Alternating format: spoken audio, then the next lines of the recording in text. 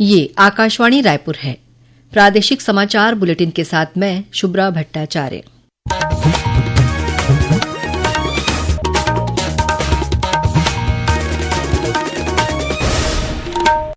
और अब पेश है आज के मुख्य समाचार।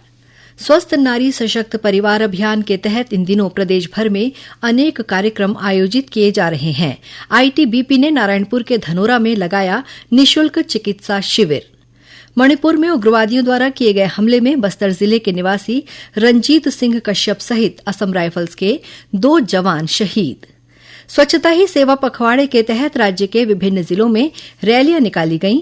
अधिकारियों, कर्मचारियों और विद्यार्थियों को दिलाई गई स्वच्छता की शपथ।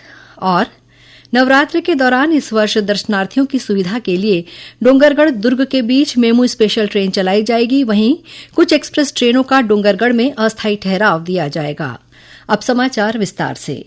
स्वस्थ नारी सशक्त परिवार अभियान के तहत इन दिनों प्रदेश भर में अनेक कार्यक्रम आयोजित किए जा रहे हैं। इसी कड़ी में कोरिया जिले के स्कूल, कॉलेज और छात्रावासों में छात्राओं को मासिक धर्म, स्वच्छता, एनीमिया की रोकथाम और योग के माध्यम से स्वस्थ जीवन के महत्व पर जागरूक किया गया। उधर कोंडागांव जिले में इस अभियान के तहत आयोजित स्वास्थ्य शिविरों में लोगों के स्वास्थ्य की जांच की जा रही है। इसी तरह नारायणपुर जिले के धनोरा स्थित सीओबी परिसर में भारत तिब्बत सीमा पुलिस बल आईटीबीपी द्वारा स्वस्थ नारी सशक्त परिवार अभियान के तहत निःशुल्क चिकित्सा शिविर का आयोजन किया गया। शिविर में महिलाओं को स्वच्छता, संतुलित पोषण और मौसमी बीमारियों से बचाव की जानकारी दी गई। साथ ही नशामुक्त भारत अभियान के महत्व पर भी ग्रामीणों को जागरूक किया गया। ये अभियान 2 अक्टूबर तक चलेगा। उधर बेमेतरा जिले में राष्ट्रीय पोषण माह के तहत परियोजना स्तरीय बाल मेले का आयोजन किया गया। इस मौके पर आंगनबाड़ी कार्यकर्ताओं और पर्यवेक्षकों को ईसीसीई गतिविधियों से अवगत कराया गया। स्वच्छता ही सेवा पखवाड़े के तहत प्रदेश के कई जिलों में विभिन्न कार्यक्रम आयोजित किए जा रहे हैं। इसी कड़ी में मुंगेली जिले के कृषि विज्ञान केंद्र चमारी में विभिन्न गतिविधियों का आयोजन किया गया। कार्यक्रम के दौरान शासकीय कार्यालयों, शैक्षणिक संस्थाओं और सार्वजनिक स्थलों पर अधिकारियों, कर्मचारियों, विद्यार्थियों और आम नागरिकों ने स्वच्छता की शपथ ली। वहीं सक्ती जिले में नशामुक्त भारत अभियान के लिए मिनी मैराथन रैली का आयोजन किया गया। इस मौके पर कलेक्टर अमृत विकास टोपनो ने अधिकारियों, कर्मचारियों, विद्यार्थियों और आम नागरिकों को नशामुक्त भारत के लिए शपथ दिलाई। इसी जिले के ग्राम हरदी में रक्तदान और स्वास्थ्य शिविर का आयोजन किया गया। कार्यक्रम में स्वास्थ्य मंत्री श्याम बिहारी जायसवाल शामिल हुए। उन्होंने शिविर का जायजा लिया और लोगों को निःशुल्क दवा तथा चश्मे का वितरण किया। स्वच्छता ही सेवा अभियान के तहत कोरिया जिला मुख्यालय बैकुंठपुर में नमो दौड़ का आयोजन किया गया। ये दौड़ घड़ी चौक से शुरू होकर विभिन्न मार्गों से होते हुए मिनी स्टेडियम पहुंची। वहीं गौरेला पेंड्रा मरवाही जिले के गौरेला में स्वच्छता रैली निकाली गई। इस मौके पर कलेक्टर लीना कमलेश मंडावी ने अधिकारियों और कर्मचारियों को स्वच्छता की शपथ दिलाई। सेवा और सुशासन यानी जनसेवा और सुशासन के मंत्र पर चलते हुए प्रधानमंत्री नरेंद्र मोदी के नेतृत्व में सरकार प्रगति लाने के लिए अथक प्रयास कर रही है। आज इस विशेष श्रृंखला सेवा पर्व में हम आपके लिए ला रहे हैं कि कैसे मोदी सरकार ने सार्वभौमिक स्वास्थ्य कवरेज को मजबूत किया है और गुणवत्तापूर्ण स्वास्थ्य सेवा में सुधार किया है। पिछले 11 वर्षों में प्रधानमंत्री नरेंद्र मोदी के गतिशील नेतृत्व में भारत की स्वास्थ्य सेवा प्रणाली में व्यापक परिवर्तन आया है। 2018 में नरेंद्र मोदी सरकार ने आयुष्मान भारत प्रधानमंत्री जन आरोग्य योजना शुरू की, जो दुनिया का सबसे बड़ा स्वास्थ्य बीमा कार्यक्रम है। यह योजना प्रति परिवार प्रति वर्ष 5 लाख रुपए का स्वास्थ्य कवर प्रदान करती है। पिछले साल 29 अक्टूबर को नई दिल्ली में प्रधानमंत्री नरेंद्र मोदी ने आयुष्मान भारत प्रधानमंत्री जन आरोग्य योजना के विस्तार की घोषणा की थी, ताकि 70 वर्ष से अधिक आयु के सभी वृद्धजनों को आयुष्मान वय वंदन योजना के दायरे में लाया जा सके। सरकार का प्रयास है कि देश के हर बुजुर्ग जिनकी आयु 70 वर्ष के ऊपर है, उनको जल्द से जल्द आयुष्मान वय वंदना कार्ड मिले। और ये ऐसी योजना है जिसमें आय की कोई पाबंदी नहीं। छत्तीसगढ़ के दुर्ग जिले के हितग्राही ने बताया कि यह योजना लोगों के लिए वरदान साबित हो रही है। इसकी मदद से महंगा इलाज भी सुलभ हो गया है। निश्चित रूप से पहले छोटी छोटी बीमारी भी होती थी, तो गरीब और मध्यम वर्गीय परिवार को डॉक्टर के पास जाने के लिए सोचना पड़ता था और हॉस्पिटल में जब एडमिट हो तो उन्हें कर्जा लेना पड़ता था। लेकिन प्रधानमंत्री जी ने जो आयुष्मान योजना प्रारंभ की है, अब वो निःशुल्क इलाज होता है, एक पैसा नहीं लगता। हॉस्पिटल में बेड चार्ज से लेकर तमाम तरह की दवाइयाँ वहीं मिलती है। निश्चित रूप से बहुत सराहनीय योजना है। स्वस्थ भारत जो कभी एक नारा हुआ करता था, पिछले 11 सालों के दौरान प्रधानमंत्री नरेंद्र मोदी के नेतृत्व में एक सच्चाई बन गया है। आज हमारा देश सभी के लिए सुलभ, किफायती और समता मूलक स्वास्थ्य सेवा के अपने लक्ष्य की ओर तेजी से अग्रसर है। समाचार डेस्क, आकाशवाणी रायपुर।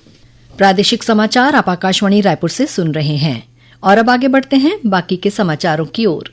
भारतीय कम्युनिस्ट पार्टी माओवादी की केंद्रीय कमेटी के प्रवक्ता अभय ने एक पत्र जारी कर कहा है कि बदलती वैश्विक और राष्ट्रीय परिस्थितियों के साथ साथ प्रधानमंत्री, गृह मंत्री और वरिष्ठ पुलिस अधिकारियों के लगातार अपील के मद्देनजर संगठन ने हथियार डालने और समाज की मुख्यधारा में शामिल होने का निर्णय लिया है। उन्होंने कहा कि सीपीआई माओवादी संगठन केंद्रीय गृह मंत्री या उनके द्वारा नियुक्त व्यक्तियों या प्रतिनिधिमंडल से वार्ता के लिए तैयार है। सीपीआई माओवादी के पोलित ब्यूरो सदस्य मल्लोजुआ वेणुगोपाल राव ने कहा है कि पार्टी ने हथियारबंद संघर्ष पर अस्थायी विराम घोषित करने का निर्णय लिया है। बदले हुए विश्व एवं देश के परिस्थितियों के अलावा लगातार देश के प्रधानमंत्री, गृह मंत्री से लेकर वरिष्ठ पुलिस अधिकारियों तक हम हथियार छोड़कर मुख्य धारा में शामिल होने के लिए किए जा रहे अनुरोधों के मद्देनजर हम हथियार छोड़ने के लिए निर्णय लिए हैं। इस बीच छत्तीसगढ़ के गृह मंत्री विजय शर्मा ने कहा है कि यदि माओवादी संगठन शांति वार्ता और पुनर्वास चाहते हैं तो वे बिना शर्त हथियार डालें और देश के संविधान पर आस्था जताएं। श्री शर्मा ने आज भिलाई में मीडिया से चर्चा करते हुए कहा कि माओवादी बस्तर के विभिन्न क्षेत्रों में लगाई गई आईईडी सहित अन्य विस्फोटक सामग्रियों को हटाएं और देश के संविधान के अनुरूप लोकतांत्रिक प्रक्रिया में भागीदारी निभाएं। अगर आप पुनर्वास करना चाहते हैं तो सिविलियन किलिंग बंद करें, लगे हुए आईडी हटाएं। पहला। दूसरा, बस्तर के कोने कोने तक भारत का संविधान लागू होगा और बस्तर के गांव के विकास के मार्ग पर बिछे हुए आईडी को हटाया जाएगा। मणिपुर में कल शाम असम राइफल्स के काफिले पर उग्रवादियों द्वारा किए गए हमले में बस्तर निवासी एक जवान सहित कुल 2 जवान शहीद हो गए हैं, वहीं 3 अन्य जवान घायल हुए हैं। इस हमले में छत्तीसगढ़ के बस्तर जिले के बालिंगा गांव का जवान रंजीत सिंह कश्यप शहीद हुआ है। मुख्यमंत्री विष्णुदेव साय ने उग्रवादी हमले की निंदा की है। उन्होंने शहीद जवानों को श्रद्धांजलि देते हुए कहा है कि उनका त्याग देश की रक्षा और एकता के पथ पर आगे बढ़ने के लिए प्रेरित करता है। राष्ट्रीय स्वास्थ्य मिशन एनएचएम कर्मचारी संघ ने 32 दिनों से जारी अपनी हड़ताल वापस ले ली है। कर्मचारी संघ के प्रतिनिधिमंडल ने कल रायपुर में मुख्यमंत्री विष्णुदेव साय से मुलाकात की। प्रतिनिधिमंडल ने मांगे पूरी होने पर मुख्यमंत्री का आभार जताया और उन्हें हड़ताल पर वापस ले जाने के निर्णय की जानकारी दी। श्री साय ने एनएचएम कर्मचारियों द्वारा हड़ताल समाप्त किए जाने के निर्णय का स्वागत करते हुए इसे सराहनीय और राज्य हित में उठाया गया कदम बताया। रेलवे ने मां बमलेश्वरी मंदिर डोंगरगढ़ में नवरात्र पर्व के दौरान दर्शनार्थियों की सुविधा को ध्यान में रखते हुए कुछ गाड़ियों को डोंगरगढ़ और रायपुर तक अस्थायी रूप से विस्तारित करने का निर्णय लिया है। वहीं कुछ दूरगामी एक्सप्रेस ट्रेनों का भी डोंगरगढ़ में 22 सितंबर से 1 अक्टूबर तक अस्थायी ठहराव दिया गया है।